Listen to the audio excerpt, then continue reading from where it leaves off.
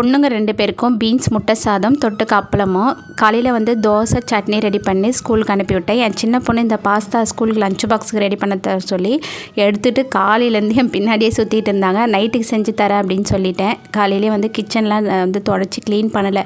ஸ்கூலுக்கு அனுப்புனதுக்கப்புறம் ஃபஸ்ட்டு கிச்சனை வந்து தொடச்சி எடுத்துலாம் சொல்லிட்டு தொடச்சி ரெடி பண்ணிவிட்டு ஹஸ்பண்டுக்கு வந்து தோசை ஊற்றி கொடுத்துட்டு மதியம் லஞ்ச் வந்து ரெடி பண்ண ஆரம்பிச்சிட்டேன்.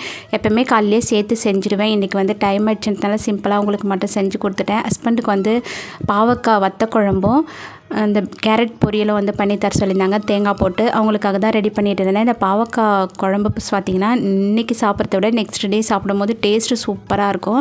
இந்த குழம்பு வந்து எங்கள் வீட்டில் எல்லாருக்குமே பிடிக்கும். என் 2 பொண்ணுங்க கூட விரும்பி சாப்பிடுவாங்க. ஹஸ்பண்டுக்கு வந்து லஞ்ச் பாக்ஸ் வந்து ரெடி பண்ணிட்டேன்.